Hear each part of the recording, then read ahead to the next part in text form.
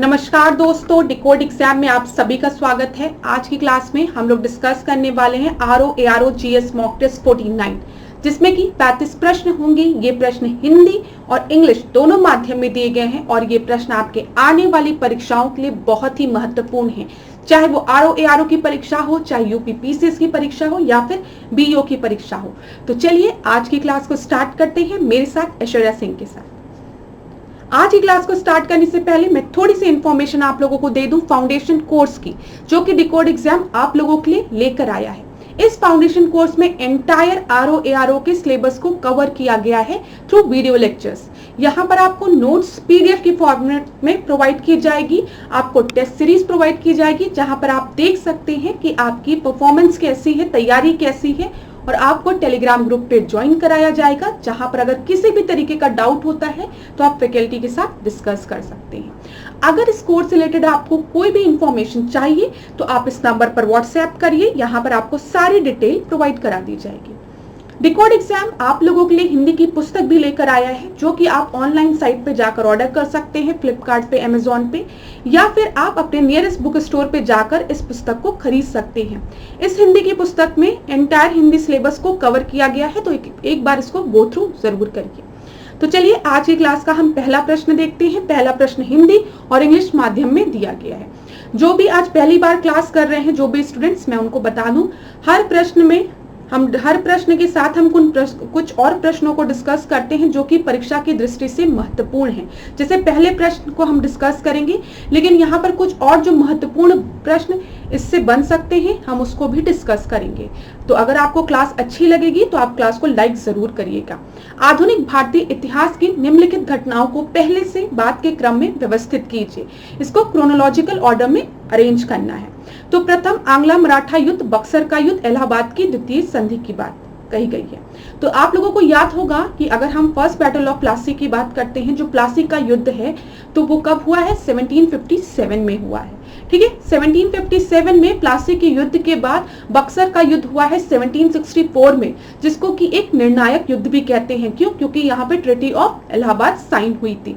तो इतना तो कंफर्म है, बक्सर के युद्ध के बाद ट्रीटी ऑफ इलाहाबाद साइन हुई थी। अगर हम बात करें एंग्लो मराठा वॉर की, तो एंग्लो मराठा का जो पहला युद्ध था वो आपका 1767 में स्टार्ट हुआ था। तो यहाँ पर जो ऑप्शन होगा वो आपका सही क्या होगा? 2, 3, 1। तो पहले का जो सही उत्तर है वो है 2, 3, 1। यहाँ पर मैं ईयर का नाम लिख दूं, 1764, 1765 हो गया, और ये आपका 1767 में स्टार्ट हुआ है। ठीक है, चलिए अब दूसरा हम देखते हैं। यहाँ पर देखिए, पेपर में आपका मराठा राज्य से रिलेटेड एक और इम्पोर्टेंट प्रश्न बनता है, उसको हम डिस्कस करते हैं। एक तरफ मराठा राज्य दिए रहते हैं, दूसरी तरफ किसका शासन था वहां पर ये दिया रहता है। ये प्रीवियस ईयर क्वेश्चन है, PYQ है, इसलिए मैं डिस्कस कर रही हूँ थोड़ा सा समय लेके।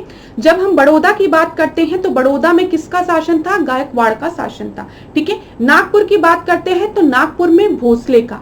इंदौर की बात करते हैं, इंदौर में होलकर थे, और ग्वालियर में सिंधिया थे। तो यहाँ पर ये जो ऑप्शन आपको दिया है ये बिल्कुल सही ऑप्शन है।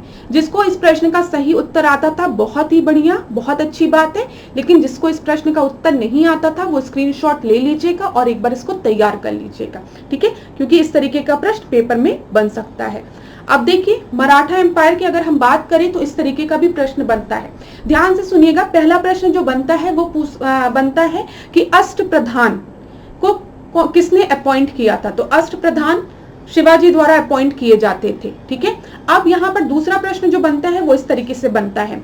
अगर हम बात करें वाक्यान्विस की, तो वाक्यान्विस कौन होते थे? तो वाक्यान्विस आपका यहाँ पे इंटीरियर मिनिस्टर दिया है, तो ये मैं आपको बता दूं होम मिनिस्टर्स हुआ करते थे। ठीक है, सुमंत एक बार पेपर में दिया था, सुमंत किसको कहा जाता था? सुमंत फॉरेन मिनिस्टर्स को कहा जाता था। ठीक है, जो फॉरेन मिनिस्टर होता था उसके लिए या तो सुमंत या तो दाबीर का इस टर्म का यूज किया जाता था। अच्छा, हिंदी में इसमें कोई दिक्कत नहीं हो रही होगी, क्योंकि इसमें कुछ ऐसा नहीं है कि इसका हिंदी में आपका कुछ बदल जाएगा, वहां पे भी सुमंत ही लिखा होगा। ठीक है, न्यायाधीश की बात करें तो चीफ जस्टिस होते थे। ठीक है, पंडित राव की बात करें तो हाईएस्ट प्रीस्ट होते थे। ठीक है, यहाँ पर सचिव सेक्रेटरी हो गए, अमात्य आपके या मजुमदार फाइनेंस मिनिस्टर हो गए, और पेशवा आपको पता है प्राइम मिनिस्टर हो गए। ठीक है।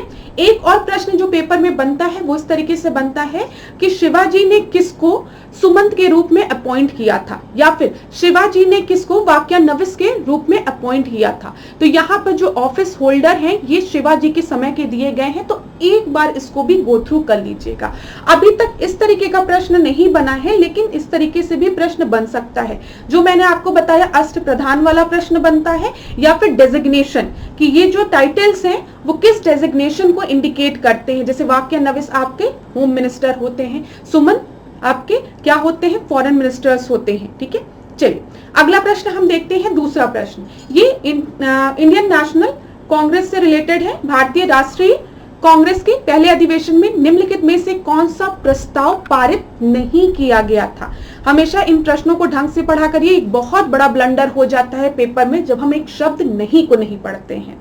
ठीक है, तो यहाँ पर कौन सा रिजोल्यूशन इंडियन नेशनल कांग्रेस के आईएनसी के पहले सेशन में नहीं पास हुआ था। दिया है इंडियन काउंसिल की समाप्ति, सैन्य व्यय में कटौती, इंडियन सिविल सर्विसेज में उम्र को बढ़ाकर 19 वर्ष करना, या फिर रॉयल कमीशन की नियुक्ति। तो यहाँ पर नहीं की बात की गई है, तो इसी वजह से जो आपका सही उत्तर है वो सी हो जाएगा।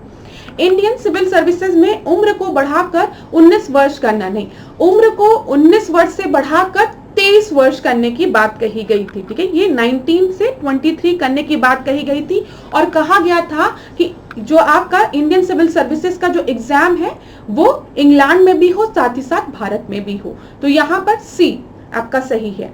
अब देखिए क्लास, इंडियन नेशनल कांग्रेस से रिलेटेड कुछ और इंपॉर्टेंट प्रश्नों को हम डिस्कस करते हैं एक प्रश्न को देख के। ठीक है, इंपॉर्टेंट पॉइंट्स को हम डिस्कस करते हैं इस प्रश्न के थ्रू। यहाँ पर लिखा है first session of Indian National Congress was held in Kolkata. क्या इंडियन नेशनल कांग्रेस का जो पहला अधिवेशन था वो कोलकाता में हुआ था? नहीं, आप सभी को पता है वो कहाँ हुआ था, मुंबई में हुआ था। जो दूसरा इंडियन नेशनल कांग्रेस का जो सेशन था वो कहाँ हुआ था, कोलकाता में हुआ था। उसको किसने प्रिसाइड किया था, दादा भाई नरोजी ने। ठीक है, दूसरे सेशन की बात कर रहे हैं। अगर पेपर में आपसे पूछे कि कोलकाता इंडियन नेशनल कांग्रेस के सेशन, पहला सेशन जो है उसको किसने प्रिसाइड किया था, तो आप सभी को पता है डब्ल्यूसी बनर्जी ने। पूछा गया प्रश्न है। ठीक है, तो पहला सेशन आपका कहां हुआ था, मुंबई में हुआ था। किसने प्रिसाइड किया था, डब्ल्यूसी बनर्जी ने प्रिसाइड किया था। ठीक है, दूसरा जो दिया गया है सेकंड सेशन कहां हुआ है, कोलकाता में हुआ है। उसको किसने प्रिसाइड किया, दादा भाई नरोजी ने प्रिसाइड किया है। तो यहां पर पहला ऑप्शन आपका गलत हो गया, ये एकदम सही हो गया। ठीक है, both Indian National Congress and Muslim League held their session at Kolkata in 1960 and concluded the Lucknow pact. 1916 में लखनऊ समझौता हुआ था। किसके किसके बीच में हुआ था, मुस्लिम लीग और इंडियन नेशनल कांग्रेस के बीच में हुआ था। एकदम सही है। तो अगर हम इस प्रश्न का उत्तर देखें तो सी हो जाएगा, बोथ 2 and 3 आर करेक्ट। अब मैंने आपको इसकी पहले वाले टेस्ट में एक ट्रिक बताई थी कि इंडियन नेशनल कांग्रेस के स्टार्टिंग के सेशंस कहां हुए हैं, आप याद कर सकते हैं बकमई से, जहां पे जो बा है मुंबई में, फिर कोलकाता में, ठीक है, फिर मद्रास में, फिर इलाहाबाद में। ठीक है, याद रखिएगा। और पहला सेशन हमने डिस्कस कर लिया है, किसने प्रिसाइड किया है, डब्ल्यूसी बनर्जी ने प्रिसाइड किया है। दूसरा दादा भाई नरोजी ने प्रिसाइड किया है। अब इंडियन नेशनल कांग्रेस रिलेटेड और इंपॉर्टेंट प्रश्नों को हम नेक्स्ट क्लास में देखेंगे।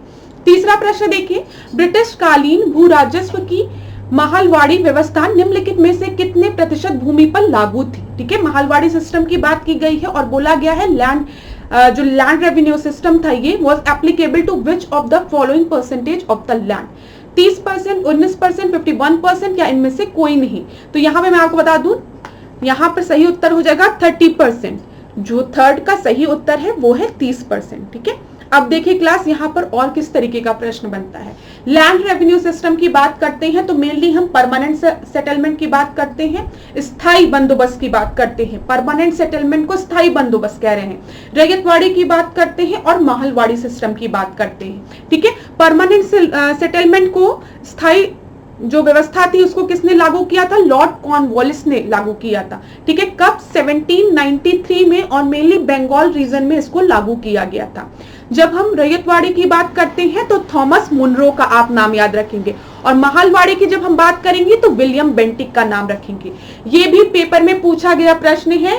परमानेंट सेटल में रैयतवाड़ी और महालवाड़ी सिस्टम दिया गया था और यहाँ पर आपको लॉर्ड कॉर्नवालिस, थॉमस मुनरो और विलियम बेंटिक का नाम दिया गया था। ठीक है, जब हम महालवाड़ी सिस्टम की बात करते हैं तो ये नॉर्थ वेस्टर्न प्रोविंस में लागू था। ठीक है, और रैयतवाड़ी की बात करते हैं तो ये मेनली आपका मद्रास में। ईयर भी याद रखिएगा, स्क्रीनशॉट ले लीजिए। एक ये बहुत ही अच्छा फ्लो चार्ट है, आप इसको एक बार रिवाइज कर लीजिएगा जल्दी से। क्लास में पूरी कोशिश करती हूँ कि आपका कॉन्सेप्ट क्लियर हो, साथ ही साथ क्वेश्चंस भी लगे और नए इंपॉर्टेंट पॉइंट्स भी आपको मैं बता सकूं। चलिए चौथे प्रश्न को हम देखते हैं। पुराणों के संदर्भ में निम्नलिखित कथनों में से सत्य कथन कौन सा है? ठीक है, बोला गया है करेक्ट स्टेटमेंट कौन सा है। पुराणों के रचयिता लोमहर्ष और उग्रश्रवा माने जाते हैं। ठीक है, दूसरा है विष्णु के 10 अवतारों का उल्लेख वायु पुराण में मिलता है और आखिरी है मत्स्य पुराण का संबंध आंध्र सातवाहन वंश से था। तो आप सभी को पता है इसके पहले वाले टेस्ट में भी हमने ऐसा ही प्रश्न डिस्कस किया था, मतलब काफी पहले के टेस्ट में, कि मत्स्य पुराण जो है वो किससे रिलेटेड है? सातवाहन डायनेस्टी से। तो थर्ड तो आपका बिल्कुल ही सही है, ये एक बहुत ही इजी ऑप्शन है। तो तीसरा यहाँ पर भी, तीसरा यहाँ पर भी है, तो डी और बी में से कोई एक होगा। चलिए अब हम दूसरा देखते हैं। 10 अवतार की बात की गई है वायु पुराण में, नहीं, विष्णु के 10 अवतार की बात किसमें की गई है? मत्स्य पुराण में। ठीक है, तो ये आपका गलत हो जाएगा, 2 आपका गलत हो जाएगा, तो आंसर आपका डी होगा। ठीक है, और अगर हम बात करें पुराणों के रचयिता तो उनको किनको माना जाता है? लोमहर्ष को और उग्रश्रवा को माना जाता है। तो यहाँ पे देखिए पुराणों के रचयिता लोमहर्ष अथवा उनके पुत्र उग्रश्रवा माने जाते हैं। पुराणों की कुल संख्या कितनी है? 18 है।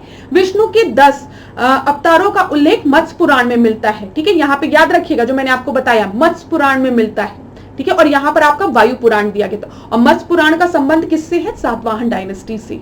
तो सारे ही पॉइंट्स बहुत ही इंपॉर्टेंट थे। अब 5वां प्रश्न देखिए। 5वें प्रश्न को थोड़ा सा समय लीजिएगा करने में। निम्नलिखित ज्ञान तीर्थंकरों को अवरोही क्रम में व्यवस्थित कीजिए। ठीक है, तो यहाँ पर अनंतनाथ दिया है, फिर शीतलनाथ दिया है, फिर नेमिनाथ दिया है और धर्मनाथ दिया है। ठीक है, तो मैं आपको बता दूं यहाँ पर सबसे पहले आपके शीतलनाथ थे। ठीक है, उसके बाद अनंतनाथ थे, फिर धर्मनाथ थे और आखिरी में आपके कौन थे? नेमिनाथ थे। ठीक है, तो यहाँ पर अगर हम देखें, जैसे मैंने बताया आपको, सबसे पहले 2, फिर उसके बाद शीतलनाथ के बाद आपके अनंतनाथ 1, 2 1, तो 2 1 आपका इसमें दिया गया है, ए आपका सही उत्तर हो जाएगा। ठीक है, तो थोड़ा सा अच्छा प्रश्न था ये, लेकिन इस तरीके का भी प्रश्न पेपर में पूछा जाता है। ठीक है, 14वें जो तीर्थंकर थे वो कौन थे आपके बताइए? अनंतनाथ थे।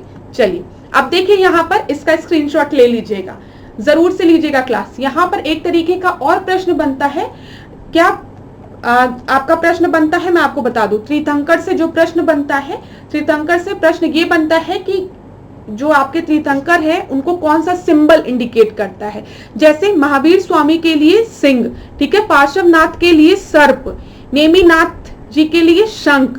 तो इस तरीके का प्रश्न पेपर में बना था, सुमेलित करने को दिया गया था। ठीक है, तीर्थंकर के नाम दिए गए थे और उनको सुमेलित करना था, मैच करना था। तो यहाँ पर 1-2 बार इसको पढ़ेंगे तो याद हो जाएगा। ठीक है, परेशान होने की जरूरत नहीं है, लेकिन इनको पढ़िएगा जरूर, क्योंकि ये पेपर में प्रश्न बना है, इसलिए ये स्लाइड में आपके लिए लेकर आई हूं।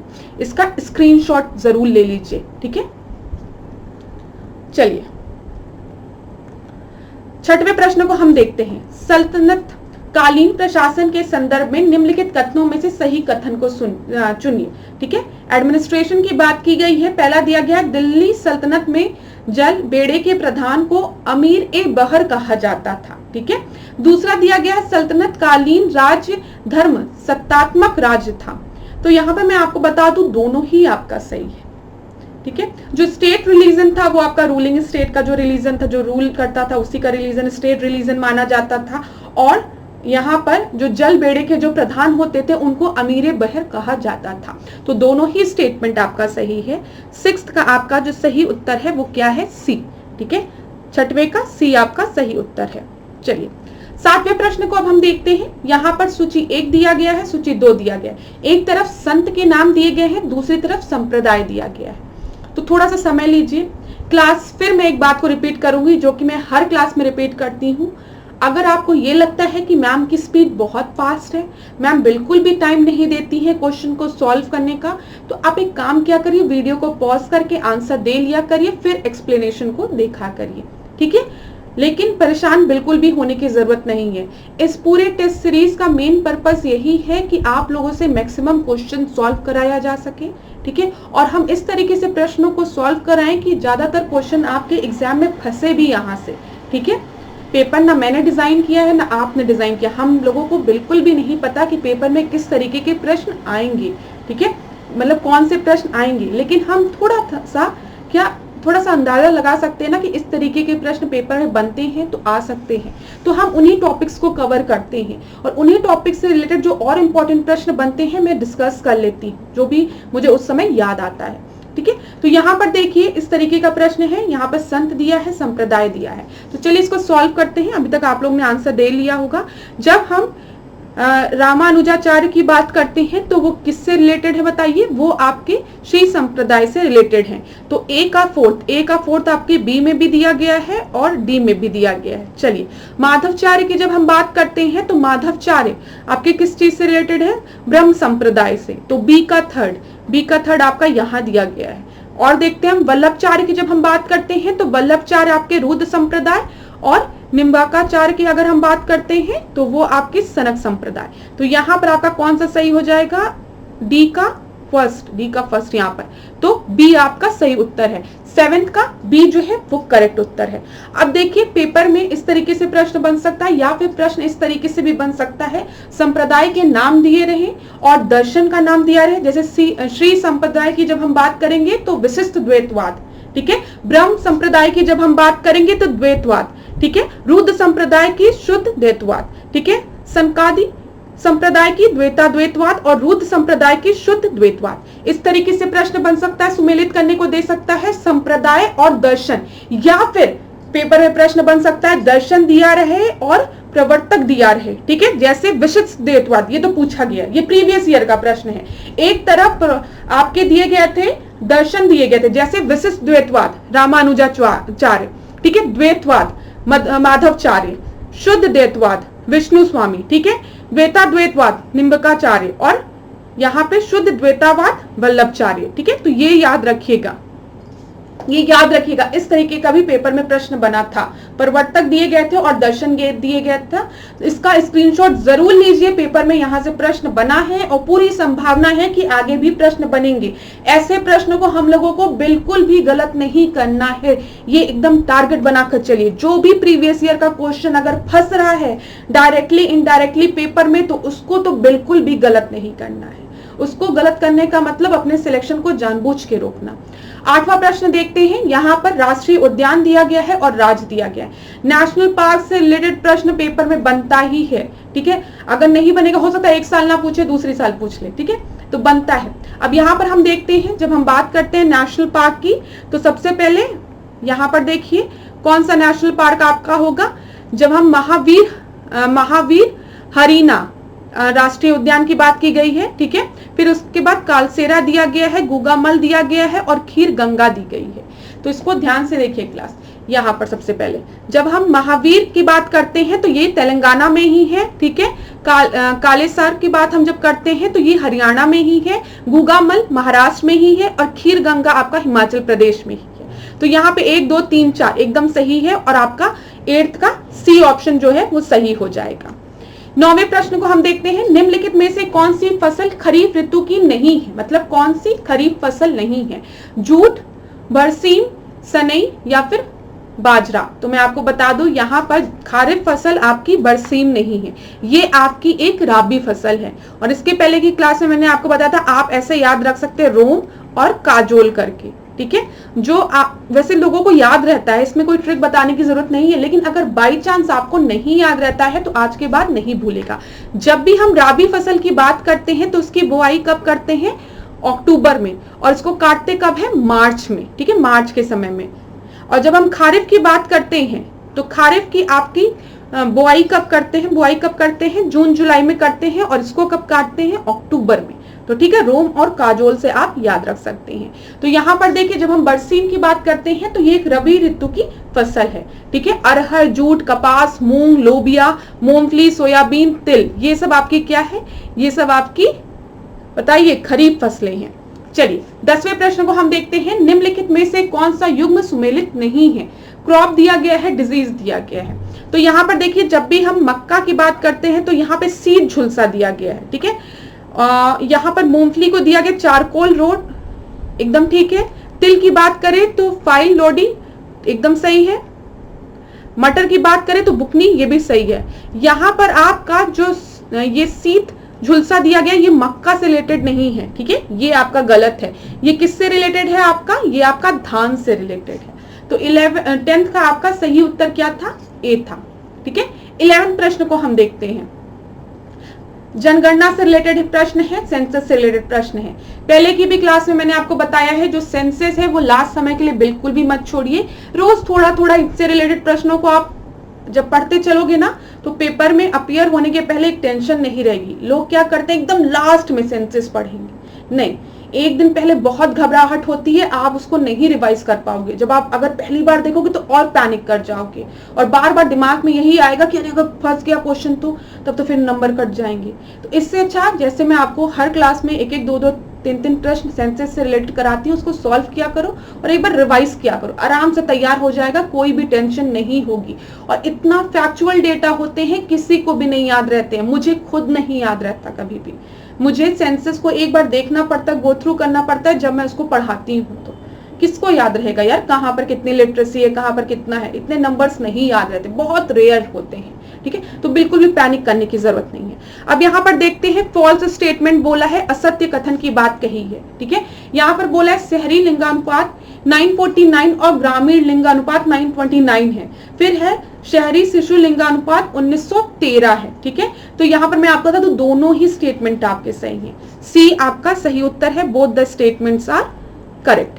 यहाँ पर देखिए भारत की जनगणना के अनुसार अगर हम देखें तो देश में लिंगानुपात जो सेक्स रेशियो है वो 943 है, ठीक है। इसमें शहरी लिंगानुपात कितना है 929 और जो आपके ग्रामीण लिंगानुपात है वो कितना है 949। आज की बात कभी भूलिएगा नहीं, ठीक है। और अगर हम शिशु लिंगानुपात की बात करें तो वो 1919 है, ठीक है, 919 है। जिसमें कि ग्रामीण लिंगानुपात की बात करें तो 919, ठीक है, 919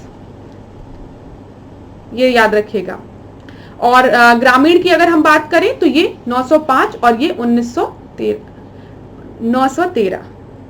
असल में बात ये है ना कि हिस्ट्री डिस्कस करते करते 19 बैठ गया है 9। तो अगर मैंने बोलने में गलती की है तो उसके लिए मैं आप लोगों से क्षमा मांगती हूँ। जो स्लाइड में लिखा है 943, 929, 949, 919 और 905 और 913 उसको देखिएगा। मैम ने अगर 19 बोल दिया है तो उसके लिए क्षमा करिएगा मुझे। चलिए 12वें प्रश्न को देखते हैं, लिंगानुपात के संदर्भ में निम्नलिखित कथनों में से सत्य कथन को चुनिए, ठीक है। सत्य कथन को चुनना है, सेक्स रेशियो से रिलेटेड प्रश्न है ये। भारत में आजादी के बाद लिंगानुपात में निरंतर वृद्धि हुई, ठीक है। 2011 की जनगणना के अनुसार भारत में सर्वाधिक लिंगानुपात वाले केंद्र शासित प्रदेश में पुडुचेरी है, ठीक है। पुडुचेरी में 2011 की जनगणना के अनुसार सर्वाधिक लिंगानुपात है। तो मैं आपको बता दूं अगर भारत की आजादी के बाद हम देखें तो जो पहला स्टेटमेंट दिया है कि लिंगानुपात में सेक्स रेशियो में निरंतर वृद्धि हुई है, ये गलत है।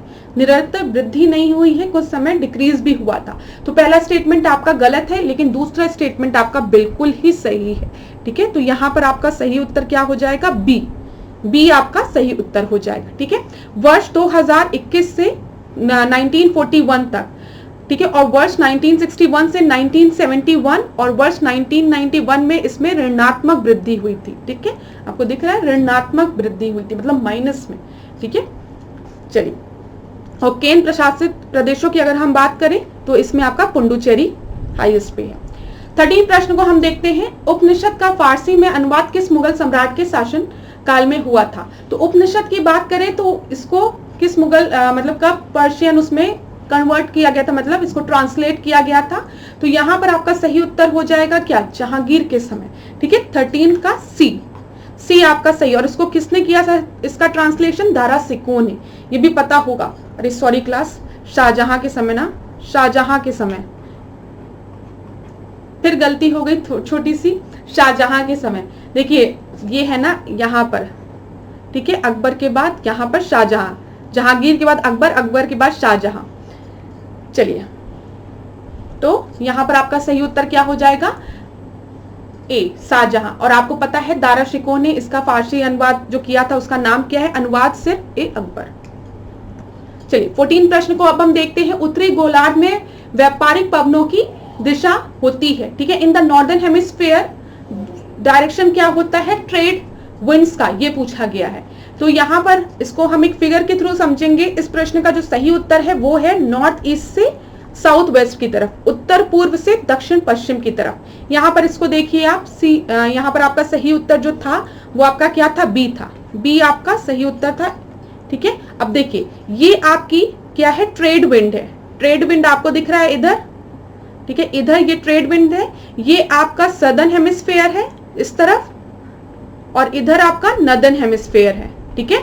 तो हमने नदर्न हेमिस्फीयर की ट्रेड विंड की बात की है, जिसका डायरेक्शन कैसे, ऐसे है, इस तरीके से है, ठीक है। अब अगर हम मैप में इसी डायरेक्शन को ड्रॉ करें, समझिएगा ध्यान से, ये ऐसे है, ये नॉर्थ हो गया, ये साउथ हो गया, ये ईस्ट हो गया, ये वेस्ट हो गया, ठीक है, ये वेस्ट हो गया। और देखिए एरो किस तरीके से बना है, इस तरीके से बना है ना, तो नॉर्थ ईस्ट से साउथ वेस्ट की तरफ, ठीक है, यही इस ट्रेड विंड का आपका डायरेक्शन है, जो कि प्रश्न में बोला था, नॉर्थ ईस्ट से साउथ वेस्ट की तरफ। समझ में आ गया होगा आप लोगों को, ठीक है, आ गया होगा समझ में। चलिए अगला प्रश्न देखते हैं। निम्नलिखित औद्योगिक नगरों में से कौन कौन से युग्म सुमेलित है, ठीक है। कुछ इंडस्ट्रियल सिटीज के नाम दिए गए हैं और बोला है इसमें से कौन सा करेक्टली मैच्ड है, इस तरीके से आप इसको समझिएगा।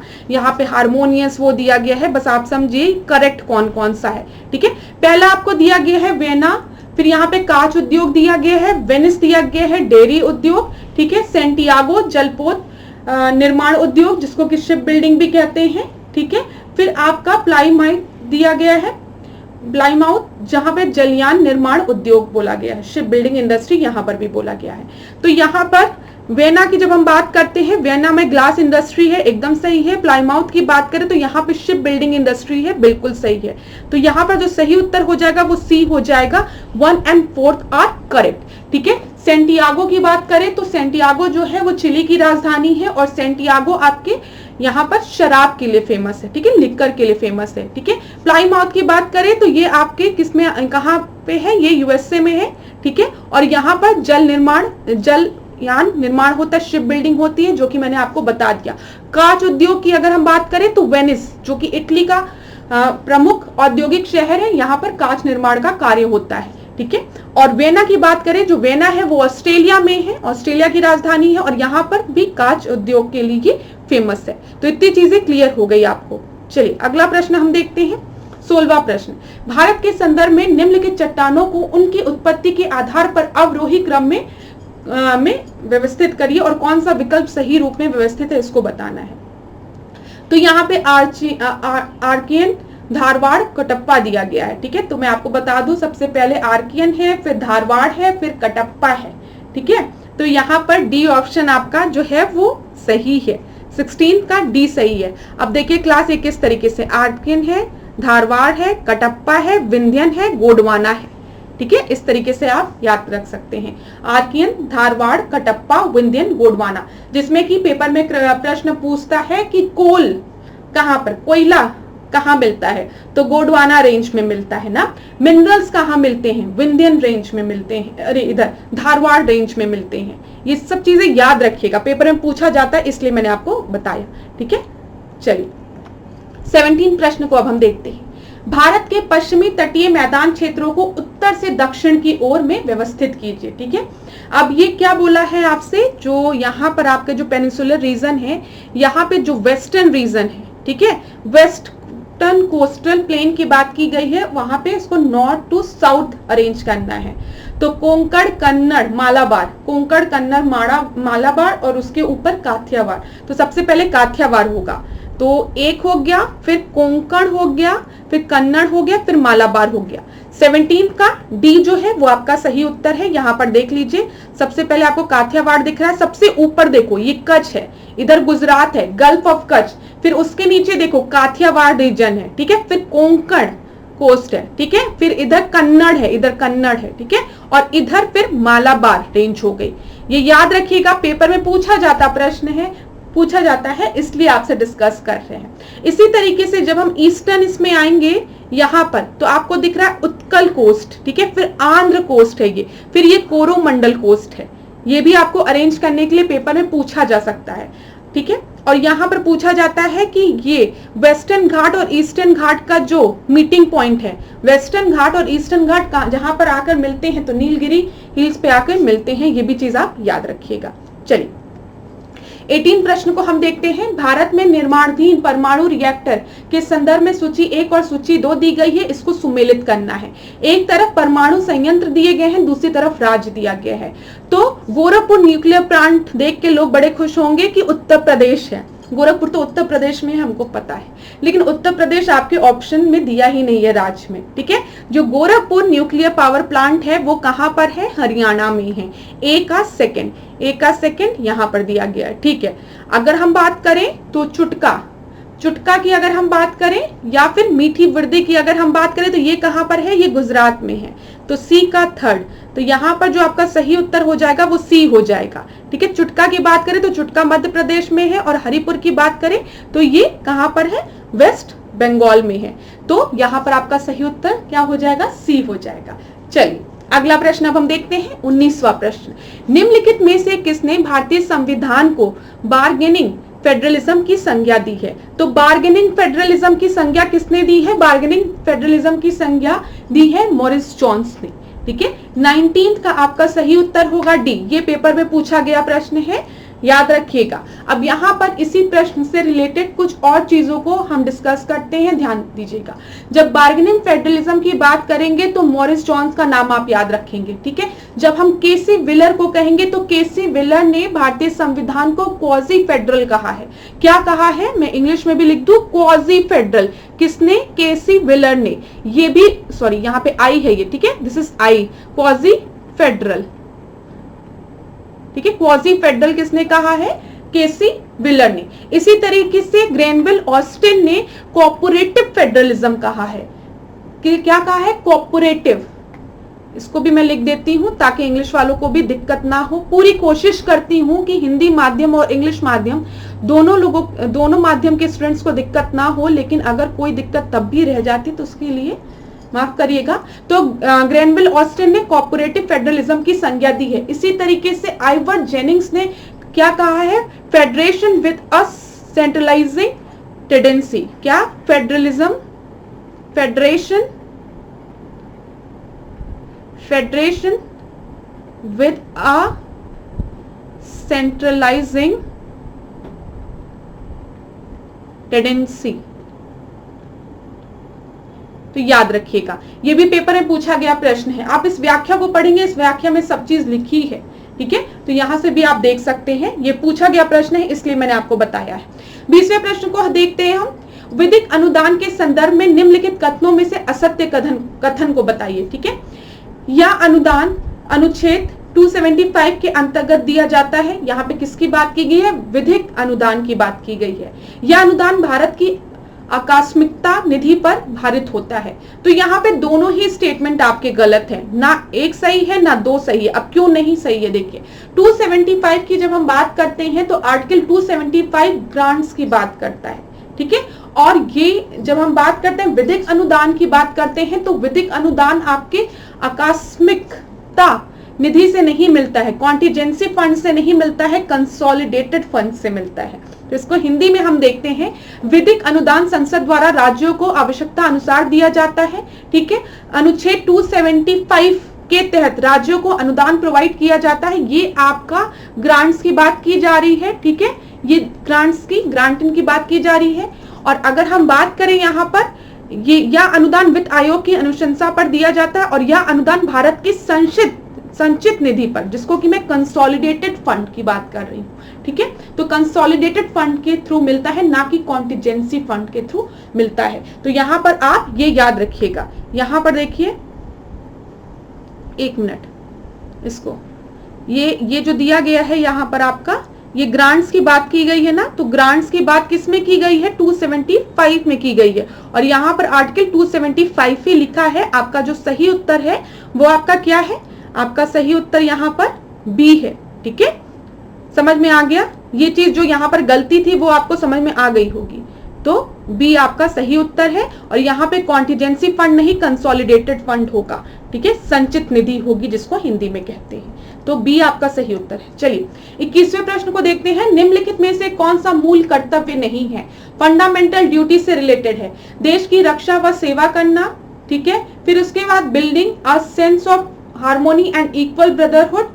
फिर स्वतंत्रता के लिए हमारे राष्ट्रीय आंदोलन को प्रेरित करने वाले उच्च आदर्शों को हृदय में सजाए रखना, to cherish the high ideals that inspired our national movement. और आखिरी है छुआछूत की परंपरा को समाप्त करना, ending the tradition of untouchability. अच्छा, अनटचेबिलिटी की बात किस फंडामेंटल राइट में कही गई है? आर्टिकल 17 में कही गई है, ठीक है।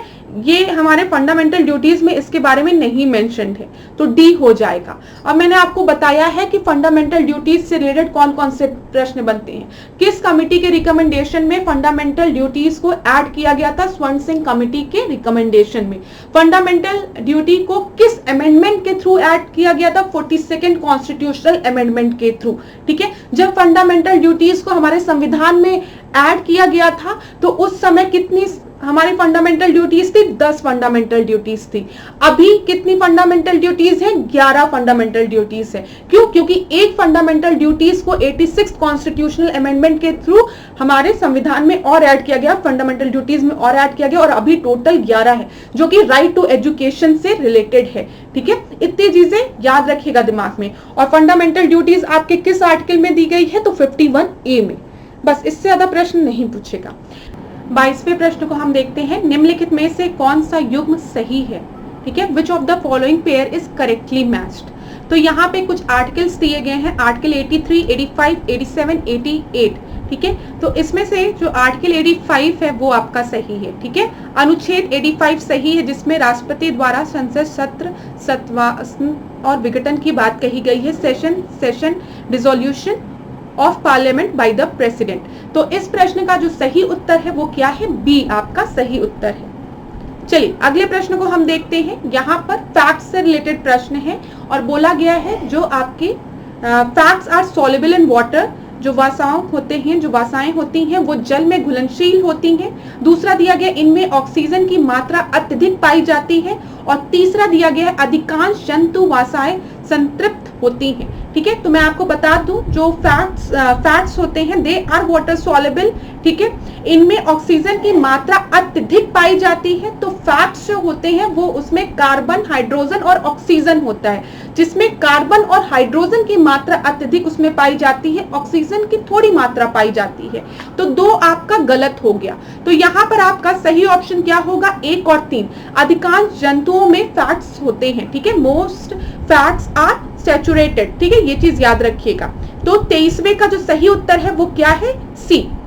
चलिए 24वें प्रश्न को देखते हैं। निम्नलिखित में से कौन सा विटामिन बी के समूह के अंतर्गत नहीं आता है? विटामिन बी के ग्रुप में नहीं आता है। थायमीन, कैल्सीफेरॉल, ठीक है, पैंथोथेनिक एसिड की बात की गई है। फिर निकोटिनिक एसिड की बात की गई है, अम्ल की बात की गई है। तो थायमीन की अगर हम बात करें तो ये है। कैल्सीफेरॉल की अगर बात करें तो कैल्सी दिख रहा है, कैल्शियम दिख रहा है। और जब भी हम कैल्शियम की बात करेंगे तो वो किस चीज से रिलेटेड है? विटामिन डी से रिलेटेड है, ठीक है, डी से रिलेटेड है। तो इस प्रश्न का सही उत्तर क्या हो जाएगा? 24वें का बी सही उत्तर होगा। अब क्लास यहाँ पर देख लीजिए, B1 को हम थायमीन कहते हैं, B2 को विटामिन B2 को राइबोफ्लेविन कहते हैं, ठीक है, B3 को नाइसिन कहते हैं, ऐसे पैंथोथेनिक एसिड कहते हैं, पायराइडॉक्सिन एसिड कहते हैं, बायोटीन, फोलेट, ठीक है, कोबैलामिन और एस्कॉर्बिक, विटामिन सी को एस्कॉर्बिक एसिड कहते हैं, ठीक है। और कैल्सीफेरॉल आपका किस चीज से रिलेटेड है? विटामिन डी से। इस तरीके का भी प्रश्न पेपर में पूछता है विटामिन से रिलेटेड, ठीक है। एक और पेपर में प्रश्न बनता है विटामिन से रिलेटेड, वो भी मैं आपको बता दूं, जैसे कौन से विटामिन जो है वो वाटर सॉल्युबल है और कौन से फैट सॉल्युबल है। तो ये याद रखिएगा, डेक्का जो है vitamin D, vitamin E, vitamin K और विटामिन ए की अगर हम बात करें, they are fat soluble vitamin, ठीक है। बी सी की अगर हम बात करेंगे तो ये आपके वाटर सॉल्युबल विटामिन है। तो पेपर में प्रश्न इस तरीके से भी बनता है, फैट सॉल्युबल विटामिन से, वाटर सॉल्युबल विटामिन से। एक बार पेपर में पूछा था कि यूरिन में कौन सा विटामिन पाया जाता है, तो ऑफ कोर्स सी बात है जो विटामिन वाटर सॉल्युबल होगा वो यूरिन में पाया जाएगा, तो विटामिन बी और सी यूरिन में मतलब पाया जाता है, ठीक है। तो ये भी चीज आप याद रखिएगा। 25वें प्रश्न को हम देखते हैं, पीयूष ग्रंथि की बात कर रहे हैं, पिट्यूटरी ग्लैंड की बात कर रहा है। यह ग्रंथि मस्तिष्क में पाई जाती है, मस्तिष्क में, ठीक है। ब्रेन में पिट्यूटरी ग्लैंड पाया जाता है, छोटा सा होता है, ठीक है। इसका ऑक्सीटोसिन जो होते हैं वो पिट्यूटरी ग्लैंड द्वारा सिक्रीट किए जाते हैं पोस्टेरियर लोब द्वारा। इसमें जो पोस्टेरियर लोब होता है उसके द्वारा पिट्यूटरी ग्लैंड जो है वो ऑक्सीटोसिन को सिक्रीट करती है। तो यहाँ पे जो दोनों स्टेटमेंट है वो बिल्कुल ही सही है। 25वें का both the statements are correct, both 1 and 2 are correct. देखिए, जब हम पिट्यूटरी ग्लैंड की बात करते हैं तो पिट्यूटरी ग्लैंड दो ऑक्सीटोसिन और वेसोप्रेसिन को सिक्रीट करता है, ठीक है। ये चीज याद रखिएगा, जो ऑक्सीटोसिन होता है वो मिल्क प्रोड्यूस करने के लिए रिस्पॉन्सिबल होता है। मेनली जो मदर्स हैं, जब बच्चे पैदा होते हैं तो उस समय जो मिल्क जो प्रोड्यूस होता है उसके लिए कौन सा हार्मोन रिस्पॉन्सिबल होता है, ऑक्सीटोसिन, ठीक है। ऑक्सीटोसिन याद रखिएगा। और वेसोप्रेसिन की अगर हम बात करें तो ये मूत्र रोधी हार्मोन्स होता है, यूरिन जो निकलती है उसको कंट्रोल करता है, ठीक है। चलिए 26 प्रश्न को देखते हैं, निम्नलिखित में से कौन सा युग्म संगत है, ठीक है। विच of the following pair is compatible या फिर करेक्ट। मेटल दिया गया है, और दिया गया है, ठीक है। तो यहाँ पर देखिए, सोडियम के आगे बोरॉक्स दिया गया है, कैल्शियम के आगे सिल्विन दिया है, सिल्वर के आगे कैलोमल दिया है और जस्ता के आगे पिंच ब्लेड दिया है, ठीक है। तो यहाँ पर जो आपका सही उत्तर है, करेक्ट बोला गया है, तो सोडियम का और बोरैक्स जो है वो सोडियम का और है, ए आपका सही उत्तर है। इसी तरीके से सॉल्ट पिटर की अगर हम बात करें तो ये किसका अयस्क है, ये सोडियम का अयस्क है, ठीक है। क्रोलोलाइट की बात करें तो ये किसका और है, ये सोडियम का और है। बोरेक्स की बात करें तो सोडियम का, ठीक है। सिल्विन की बात करें तो ये पोटेशियम का अयस्क है, पोटेशियम का है, ठीक है, सिल्विन। और कैलोमल की बात करें तो ये पारा का है, मतलब मरकरी का। और पिंच ब्लेंड की बात करें तो ये यूरेनियम का और है। तो यहाँ पर आपका सही उत्तर ए था। चीजें क्लियर हो गई होगी। 27वें प्रश्न को हम देखते हैं, ऊर्जा के संदर्भ में दिए गए कथनों में से सही कथन का चयन करने को बोला है, ठीक है। यहाँ पे एनर्जी की बात की गई है, जो एनर्जी की जो सीजीएस यूनिट है वो अर्ग है, ठीक है। दूसरा स्टेटमेंट दिया गया, या एक अदिश राशि है, स्केलर क्वांटिटी है। तो यहाँ पर आपके दोनों ही स्टेटमेंट सही हैं, ठीक है। बी का आपका 27 का आपका सही उत्तर क्या हो जाएगा, सी सही हो जाएगा, ठीक है। एनर्जी की जब भी हम बात करते हैं तो एनर्जी की जो एसआई यूनिट है वो जूल है, ठीक है। और 1 erg is equal to 10 to the power -7 joule. ये भी याद रखिएगा, आप इसको भी एक बार ध्यान से देख लीजिएगा। और दोनों ही स्टेटमेंट आपके बिल्कुल सही थे। अब 28वां प्रश्न हम देखते हैं, चुंबकीय क्षेत्र से रिलेटेड है, मैग्नेटिक फील्ड से रिलेटेड है। यहाँ पे दिया है, ये एक वेक्टर क्वांटिटी है, सदिश राशि है, इसका मात्रक वेबर होता है, ठीक है। तो मैग्नेटिक फील्ड का जो आपकी जो यूनिट होती है वो वेबर मीटर स्क्वायर होती है। वेबर की अगर हम बात करें तो ये आपकी मैग्नेटिक फ्लक्स की यूनिट होती है। तो सेकंड स्टेटमेंट आपका गलत है, लेकिन पहला स्टेटमेंट आपका सही है, ये एक वेक्टर क्वांटिटी होता है। तो 28वें का सही उत्तर क्या हो जाएगा, 1 हो जाएगा। 28 का ए जो है वो आपका सही उत्तर है। 29 प्रश्न को हम देखते हैं, एक तरफ घाट दिए गए हैं, एक तरफ जनपद दिए गए हैं। तो चलिए देखते चलते हैं। जब हम पंचगंगा की बात करते हैं तो पंचगंगा कहां पर है, बनारस में है, ठीक है। ए का सेकंड खाली इसी ऑप्शन में दिया है, बी में दिया है। तो हम और ऑप्शंस को देख लेते हैं। जब हम चक्र तीर्थ घाट की बात करते हैं तो ये मथुरा में है, एकदम सही, ठीक है। शुक्रताल की अगर हम बात करें तो शुक्रताल किधर है, मुजफ्फरनगर में है। और मुगल घाट की अगर हम बात करें तो मुगल घाट फर्रुखाबाद में है। तो यहाँ पर आपका सही उत्तर क्या हो जाएगा, 29 का बी, बी आपका सही उत्तर है। पंचघाट, राजघाट, 80 घाट, जानकी घाट, मानसरोवर घाट, मणिकर्णिका घाट, ठीक है, नेपाली घाट, 84 घाट, ये सब कहां पर है? ये सारे घाट बनारस में है, ठीक है। इसी तरीके से मथुरा की अगर हम बात करें तो मथुरा में आपका चक्र तीर्थ है, ठीक है, और जबकि चक्र तीर्थ घाट की अगर हम बात करें तो ये आपका सीतापुर में है। चलिए तीसरे प्रश्न को हम देखते हैं, 30 प्रश्न को। निम्नलिखित में से कौन कौन से लोकगीत पूर्वांचल क्षेत्र से संबंधित है? तो यहाँ पे झूमर दिया है, लावड़ी दिया है, लंगूरिया दिया है और चैथी दिया है। तो मैं आपको यहाँ पर बता दूं, यहाँ पर झूमर और चैती जो दिया है वो पूर्वांचल रीजन से रिलेटेड लोकगीत है। तो इसका सही उत्तर क्या हो जाएगा? ए, ठीक है। झूमर और चैती जो लोकगीत है वो पूर्वांचल से रिलेटेड है। लावड़ी की जब हम बात करें तो रुहेलखंड का लोकगीत है, रुहेलखंड में ये फेमस है। लंगूरिया की बात करें तो ये ब्रज क्षेत्र में ये लोकगीत गाया जाता है, ठीक है। पूर्वांचल का आपका कजरी एक लोकगीत है। तो ये चीज याद रखिएगा, ये एक यूपी स्पेशल का प्रश्न है, तो इंपॉर्टेंट है, पेपर में पूछा जाता है। 31 प्रश्न को हम देखते हैं। कथन दिया है, कारण दिया है। उत्तर प्रदेश में अनुसूचित जनजाति की संख्या बहुत ही कम है। उत्तर प्रदेश की सबसे बड़ी जनजाति भील जनजाति है। तो यहाँ पर आप ध्यान में रखिएगा, उत्तर प्रदेश में अनुसूचित जनजाति की बात की जा रही है, शेड्यूल्ड मतलब ट्राइब्स की बात की जा रही है, तो ठीक है, शेड्यूल्ड ट्राइब्स की जो पॉपुलेशन है उत्तर प्रदेश में कम है, ठीक है। फिर इसके बाद यहाँ पर सबसे लार्जेस्ट जो ट्राइब्स है वो आपके भील है, ये गलत है। तो यहाँ पर 31 का सी सही उत्तर हो जाएगा। देखिए अगर हम अनुसूचित जनजाति की बात करें तो इनका 0.6% ही है, ठीक है, 0.6%। और अगर हम उत्तर प्रदेश की सबसे लार्जेस्ट जनजाति की बात करें तो वो थारू है, ठीक है। लेकिन अगर हम देश में बात करें, देश की सबसे बड़ी जनजाति कौन सी है, सबसे ज्यादा पॉपुलेशन किसकी है, तब होगा भील। कंफ्यूज मत होइएगा, उत्तर प्रदेश की सबसे बड़ी जनजाति थारू है, जबकि देश की सबसे बड़ी जनजाति भील है। और उत्तर प्रदेश की जनगणना जनसंख्या में कुल अनुसूचित जनजाति की प्रतिशत कितना है, 0.6%। चलिए 32nd क्वेश्चन को देखते हैं। भारतीय अर्थव्यवस्था से रिलेटेड है, आरोही क्रम में लगाना है, क्रम में असेंडिंग ऑर्डर में। सबसे पहले एस्टैब्लिशमेंट ऑफ आरबीआई की बात कही गई है, रिजर्व बैंक ऑफ इंडिया, जो कि हमारा सेंट्रल बैंक है। दूसरा दिया गया है एस्टैब्लिशमेंट ऑफ औद्योगिक बैंक की स्थापना की बात की गई है, इंडस्ट्रियल बैंक ऑफ इंडिया की बात की गई है। फिर भारतीय रिजर्व बैंक के राष्ट्रीयकरण की बात की गई है और आखिरी बैंक ऑफ मैसूर की बात की गई है। तो मैं आपको बता दूं, बैंक ऑफ मैसूर की स्थापना ब्रिटिश एरा में हुई थी 1913 के समय। भारतीय रिजर्व बैंक की स्थापना की बात करें तो ये गवर्नमेंट ऑफ इंडिया एक्ट 1935 के थ्रू इसके एस्टैब्लिशमेंट की बात की गई थी, ठीक है। और अगर हम इसकी बात करें, हम इसके नेशनलाइजेशन की बात करें, राष्ट्रीयकरण की बात करें, तो वो 1949 में हुआ है, ठीक है। तो यहाँ पर देखिए, चलिए इसको करते हुए चलते, पहले 4 हो जाएगा, ठीक है, फिर 1 हो जाएगा, फिर 3 हो जाएगा, 4 1 3। देखिए आंसर आपका डी। 32 का जो सही उत्तर है वो आपका क्या है, डी, ठीक है, याद रखिएगा। और भारतीय औद्योगिक विकास बैंक की अगर हम बात करें, इंडस्ट्रियल डेवलपमेंट बैंक की बात करें, ठीक है, तो यहाँ पे औद्योगिक की बात करें तो यहाँ पर आप याद रखिएगा 1964। इंग्लिश में ट्रांसलेशन बहुत ही खराब दिया रहता है कभी कभी, तो परेशान मत होया करिए।